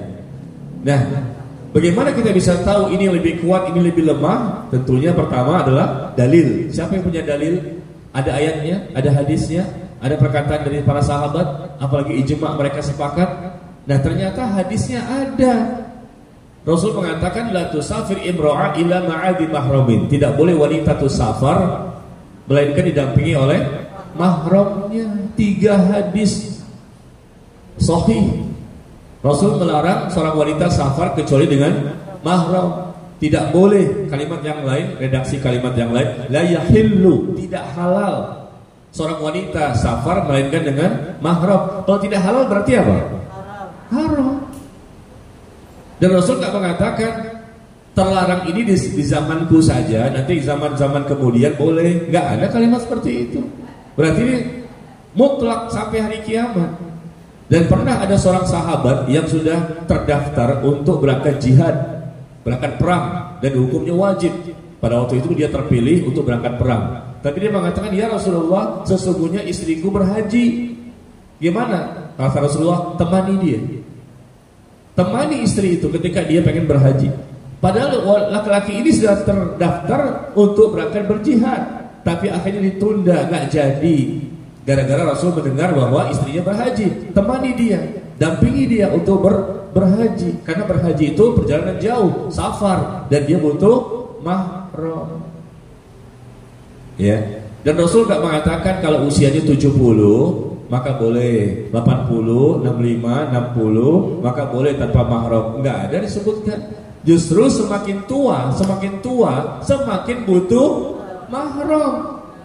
Karena semakin tua semakin lemah fisiknya. Dia butuh didampingi, dipegang tangannya, dirangkul, digendong, atau apalah kebutuhan orang tua. Bukan hanya masih muda, mungkin karena takut fitnah gitu ya. Jadi ada 3 hadis. Kata Rasul tidak boleh, jadi selain tidak halal, jadi selain Rasul melarang seorang laki-laki untuk berangkat jihad karena mesti mendampingi istrinya. Dan ini yang benar. Adapun pendapat yang mengatakan boleh tanpa mahram, karena mereka berpatokan pada hadis yang dikeluarkan oleh Imam Al-Bukhari. Hadisnya sahih. Nah, gimana nih? Sahih juga. Ya, karena disebutkan di situ bahwa para istri Nabi SAW ketika mereka berangkat safar didampingi oleh Utsman bin Affan dan Abdurrahman bin Auf. Ya, tidak disebutkan di situ mahramnya, tapi para istri Nabi ini ketika Nabi sudah meninggal dunia, maka mereka berangkat safar didampingi oleh Utsman bin Affan dan Abdurrahman bin Auf. Berarti dari hadis ini kata mereka, berarti boleh, yang penting aman. Buktinya istri Nabi berangkat tanpa mahram kata mereka, hanya didampingi oleh Utsman dan Abdurrahman bin Auf. Nah, kalau kita baca konteks hadis itu saja tanpa melihat hadis-hadis yang lain, bagaimana pemahamannya? Nah, tentunya bisa katakan, oh berarti benar boleh ini. Tapi masa bertentangan sih? Satu Rasul mengatakan haram nggak boleh, satu mengatakan boleh. Yang para sahabat melakukan, mana mungkin para sahabat berani melakukan perkara yang haram? Ketika Rasul mengatakan tidak boleh safar bagi wanita kecuali dengan mahram, tiba-tiba sahabat berani membawa istri-istri Nabi dengan tanpa mahram. Nggak mungkin selevel mereka berani. Pasti ada penjelasan ini. Kenapa bisa seperti itu? Dan ternyata penjelasannya ada di hadis yang lain. Ternyata istri-istri Nabi ini bersama dengan mahramnya. Ada penjelasan, dijelaskan oleh hadis yang lain. Nah, makanya kita kumpulkan semuanya itu. Bukan sekedar ikut ustadznya, ulamanya, ya, tapi lihat dalil mana yang lebih kuat. Jadi di hadis ini dalam Sahih Bukhari disebutkan para istri Nabi safar hanya didampingi seakan-akan oleh Utsman dan Abdurrahman bin Auf. Ya, pertama kita katakan nggak mungkin selevel mereka berani berbuat yang haram, apalagi istri-istri Nabi kan resikonya berat nanti di akhirat. Yang kedua, ternyata dikuatkan oleh penjelasan hadis yang lain. Ya, ternyata istri-istri Nabi ini berangkat dengan mahramnya juga. Cuma yang menjadi pemimpinnya untuk safarnya itu adalah Utsman bin Affan dan Abdurrahman bin Auf. Ya udah selesai. Tapi kan, nah pakai tapi kan lagi. Apalagi? Tapi kan Ustaz, kan zaman seperti ini udah aman. Nah pakai logika kan, pakai akal, pakai perasaan, baper, bawa perasaan. Nggak boleh.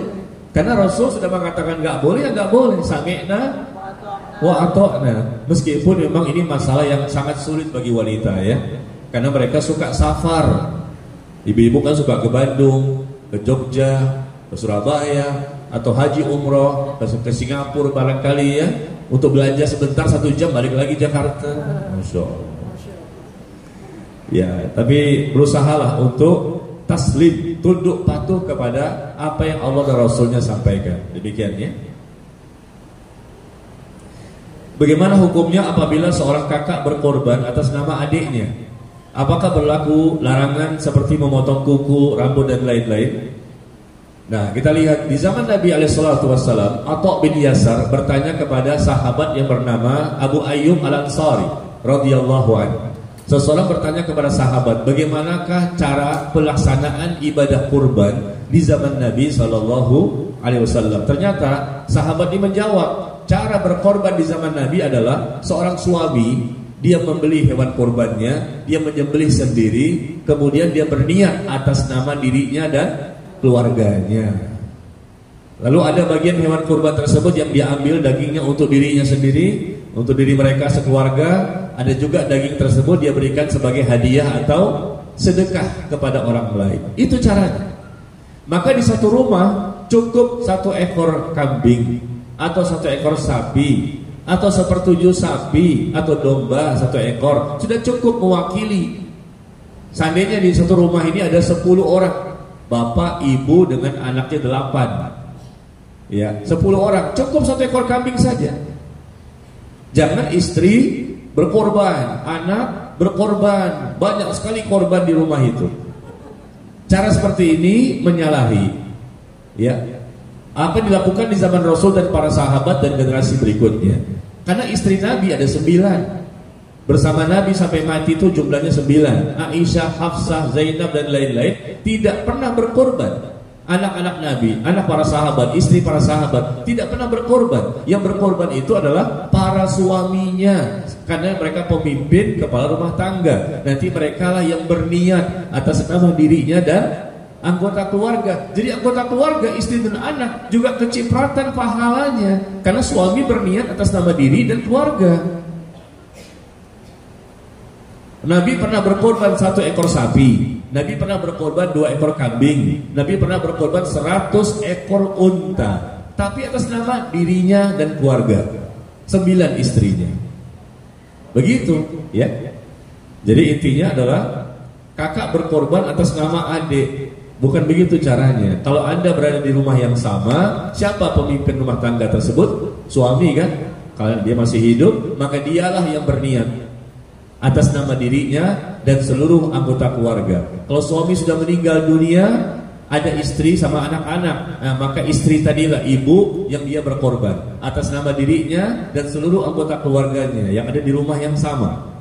Kalau anaknya pengen berkorban, barangkali anak itu mungkin sudah di rumah yang lain. Anak sudah keluar dari rumah itu, dia punya rumah tangga sendiri, punya istri, punya anak di situ, nah, maka dia berkorban.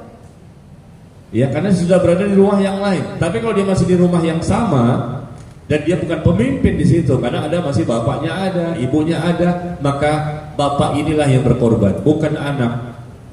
Ya, jadi seperti itu caranya yang kita dapatkan di zaman Nabi. Jadi kalau masing-masing berkorban, maka ini berlebih-lebihan. Orang miskin gak butuh hanya daging, butuhnya juga fulus. Bil fulus kul syai'in tembus. Kalau istri ingin beramal soleh gimana? Ya sedekah saja berupa uang. Berikan uang kepada fakir miskin senilai hewan kurban. Kalau suami nggak punya uang gimana? Barangkali suaminya pensiunan nih, kayak bapak-bapak di sini kayaknya pensiunan nih.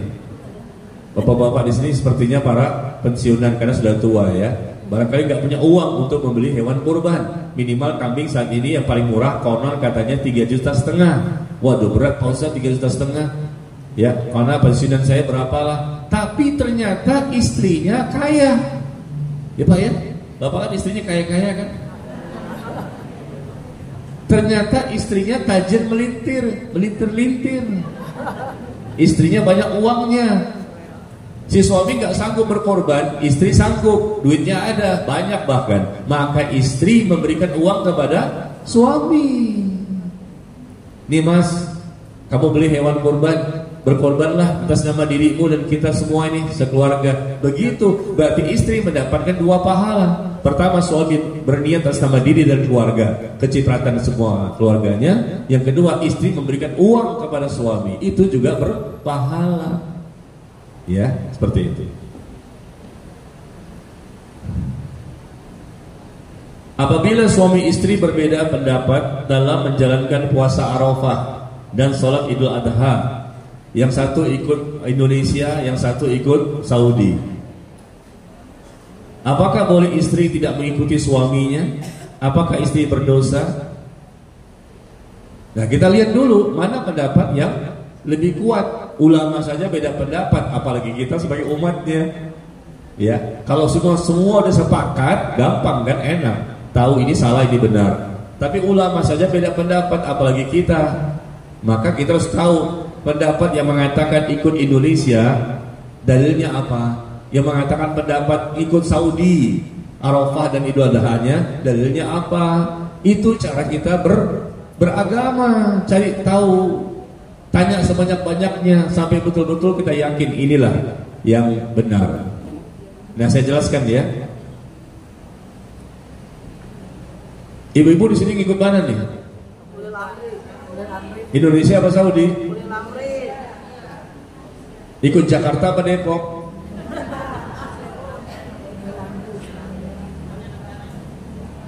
Iya, begini. Yang pertama,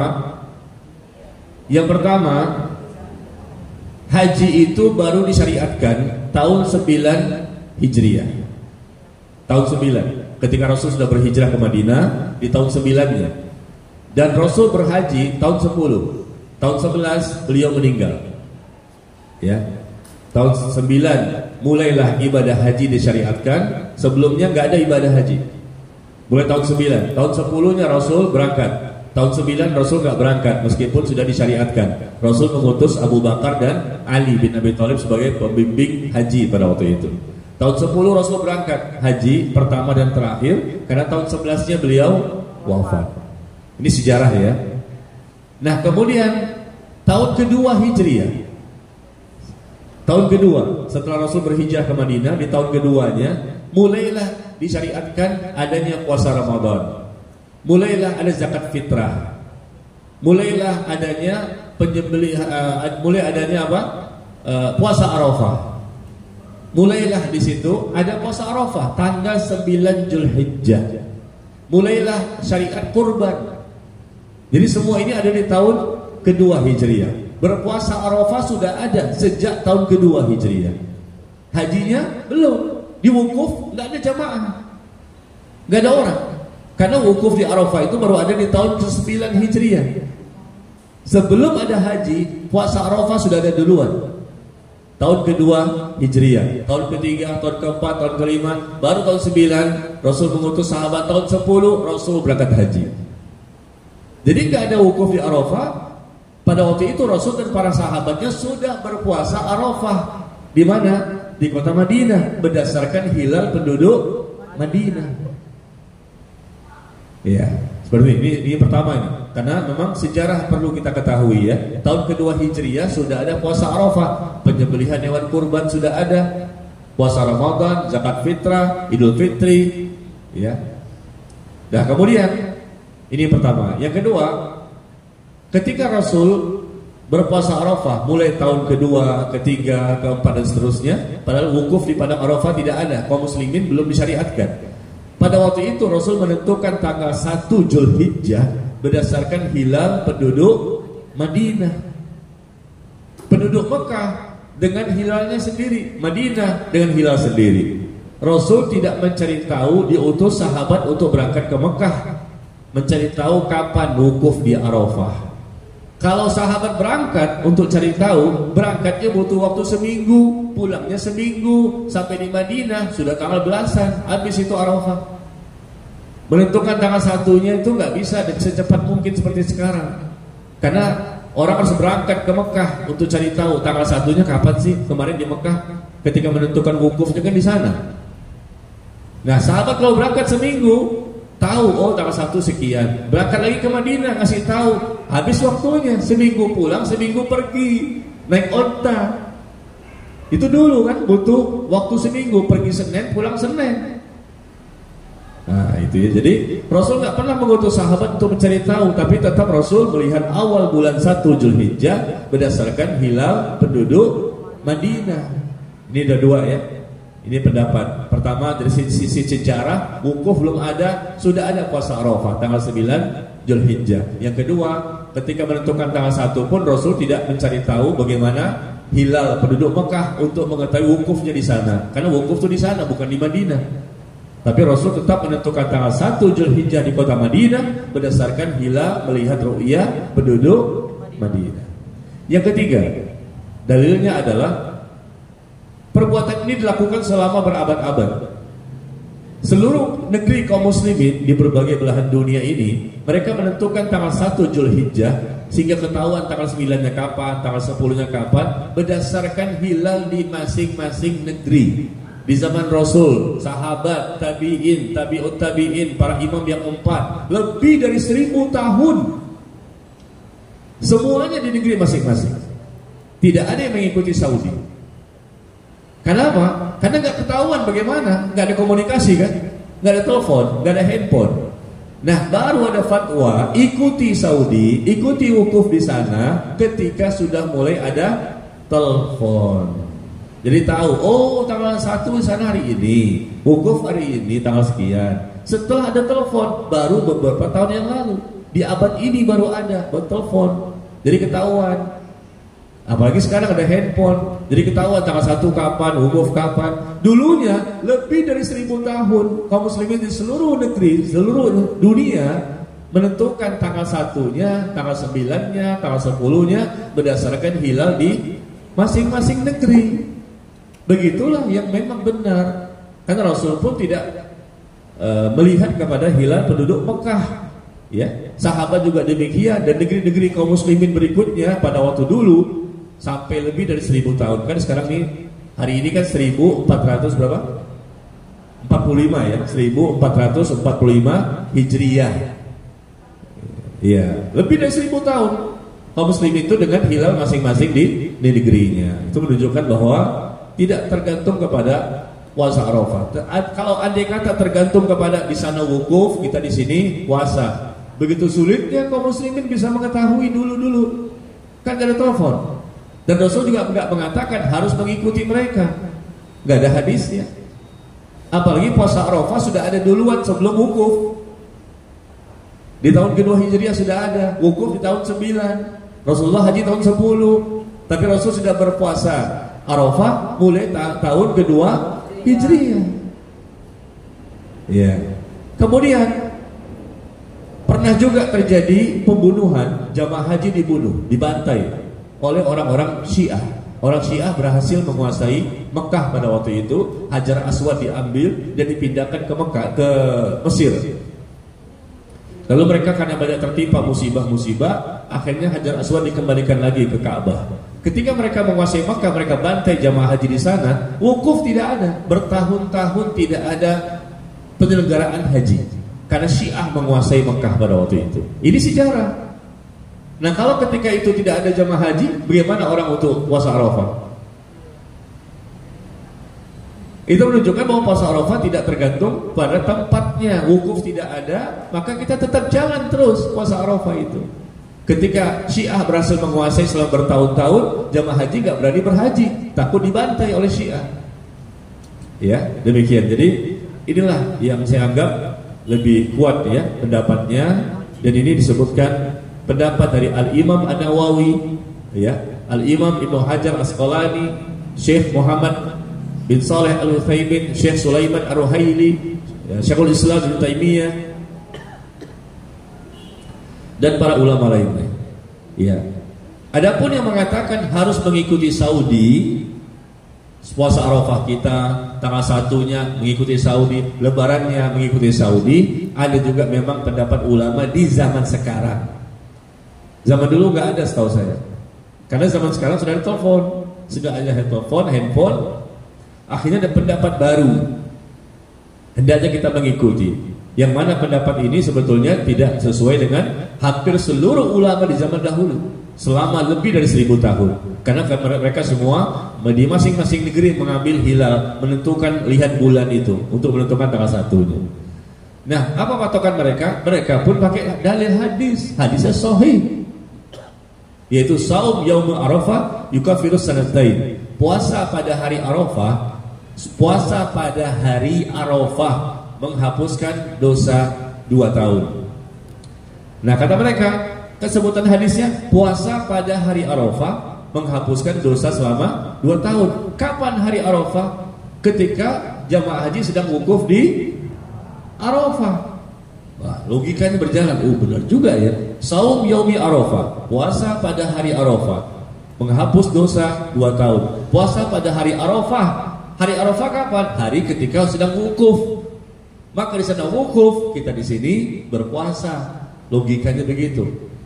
Dan ini pendapat baru.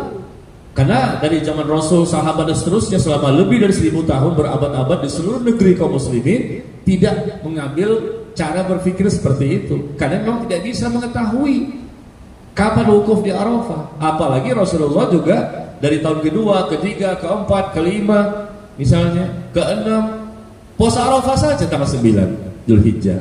Padahal wukuf belum ada, haji belum disyariatkan. Itu menunjukkan bahwa puasa Arafah tidak tergantung kepada tempatnya wukuf yang sedang berlangsung. Bisa dipahami? Bisa.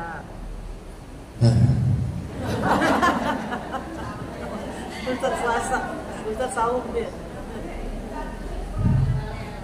Kering. Enak Bu ya, dengerin aja ya.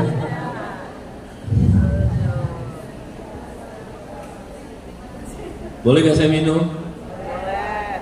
Dia kan lagi saum Ustaz. Yang lebih enak mendengarkan apa yang ngomong.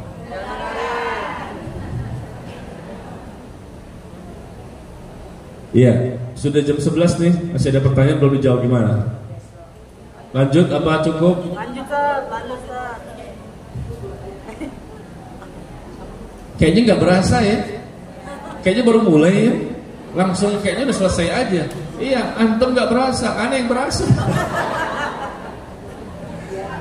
Bapak Ibu nggak berasa. Kalau mau sholat Id, apakah harus keramas dulu? Mandi. Kalau mau ingin sholat Id, apakah harus keramas dulu? Iya, kalau dia mandi junub. Kalau dia mandi haid, ya harus keramas. Tapi kalau nggak haid, nggak junub, ya tidak ada kewajiban untuk keramas. Tapi disunahkan untuk mandi saja.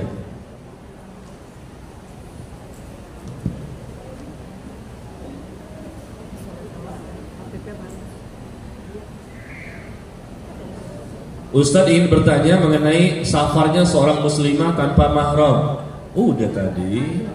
Apakah boleh Ustadz? Masih ngelobi Ustadznya. Mudah-mudahan boleh nih. Qadarullah saya belum memiliki suami. Oh, dia belum punya suami. Ya sudah, nikahlah. Saya ingin pergi umroh dan haji, tapi nggak punya suami. Jika tidak boleh tanpa mahram, apakah karena kondisi tersebut saya termasuk kategori yang belum mampu haji? Iya. Belum dikatakan mampu karena dia nggak punya mahram, dan mahram tidak mesti suami. Laki-laki yang memang tidak boleh menikah dengan ibu, itulah mahram. Yang penting dia laki-laki, dia tidak boleh menikah sama ibu, dia sudah baligh dan berakal sehat. Itu syaratnya mahram. Ibu punya anak nih umur 7 tahun, 10 tahun belum baligh, ibu bawa dia ke Bandung, kan mahram saya anak saya, dia belum baligh, belum sah sebagai mahram, ya. Harus yang sudah baligh dan dia berakal sehat dan sudah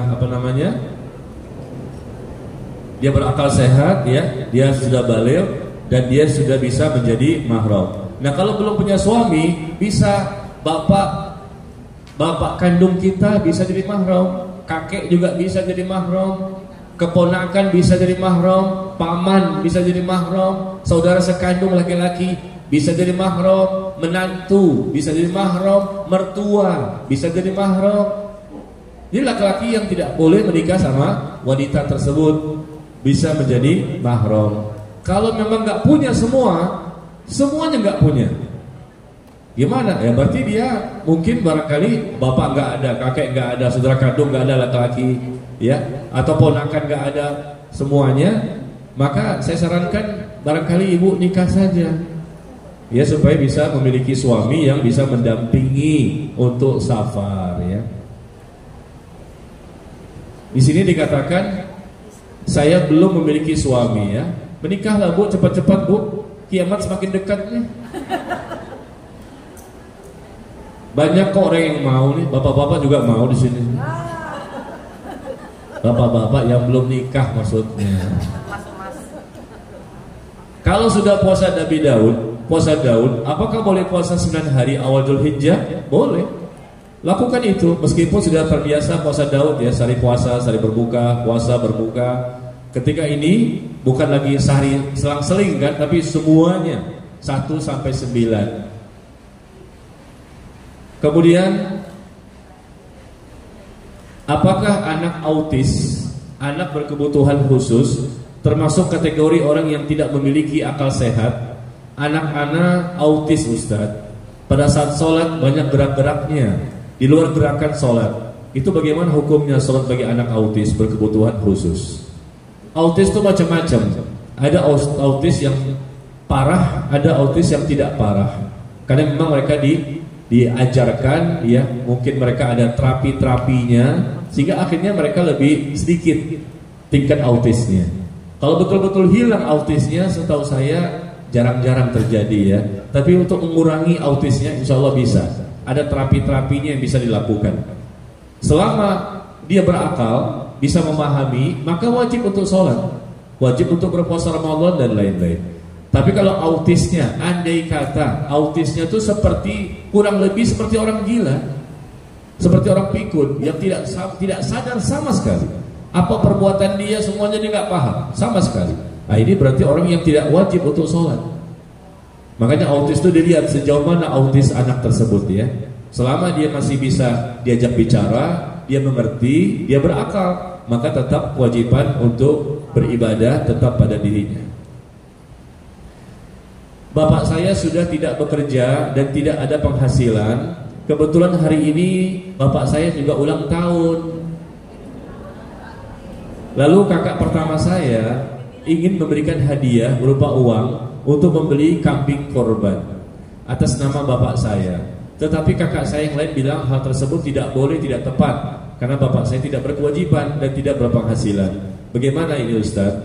Ya, bapak tidak wajib berkorban. Yang berkorban itu kan bagi yang mampu. Kalau nggak mampu ya gimana? Berhaji juga bagi yang mampu. Tapi karena si anak tadi mungkin mampu dan dia tinggal di rumah yang sama dengan bapaknya. Nah, anak itu menyerahkan kepada bapak untuk membeli korban. Biarkan bapak yang berkorban atas nama dirinya dan seluruh anggota keluarga yang ada di rumah tersebut. Si anak nanti berpahala double. Sama seperti istri tadi kan. Suami nggak punya uang untuk berkorban, tapi istri kaya, dia mampu. Istri kasih uang kepada suami. Karena yang berkorban itu di rumah tangga yang berniat adalah si pemimpinnya. Siapa pemimpinnya? Karena di zaman Rasul seperti itu, seorang suami yang dia menyembeli atau dia membeli, ya, dia berniat. Sebagaimana Rasul Sallallahu Alaihi Wasallam, dia yang berniat, dan istri-istri Rasul nggak pernah berkorban. Ya, seperti itu. Jadi kita harus tahu, jangan sampai anak yang berkorban, kecuali anak itu sudah berada di rumah yang lain dan dia sudah berumah tangga. Ya, dia punya rumah sendiri, dia punya istri, punya anak. Maka anak laki-laki inilah yang berkorban atas nama dirinya dan anggota keluarga yang ada di satu rumah itu saja. Ya, sedangkan bapak kan di rumah yang lain, dia nggak mampu, ya sudah, dia nggak berkorban. Atau anak ini ternyata kaya, dia bisa beli korban 1 ekor kambing untuk atas nama dirinya dan keluarganya. Beli lagi 1 ekor kambing kedua. Kambing yang kedua dia berikan kepada bapak. Pak, bapak berkorban, nih kambingnya. Nah, bisa 2 kan?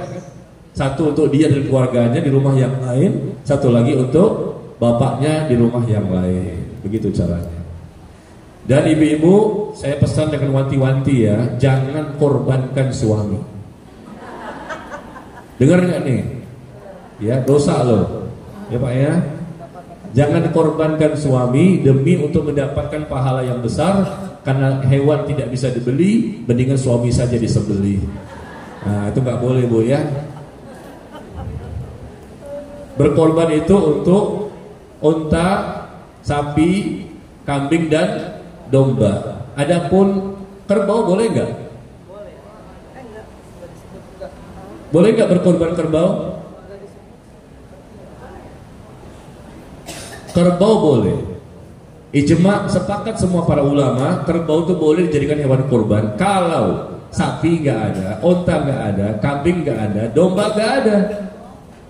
Karena kerbau itu mirip dengan sapi, disamakan hukumnya. Ya, sebagaimana di Padang Sumatera Barat, itu nggak ada kambing, tidak ada sapi. Di Sumatera Barat nggak ada kambing, nggak ada sapi, ya, sehingga mereka boleh berkorban dengan hewan yang lain. Betul yang di Sumatera Barat nggak ada kambing dan sapi?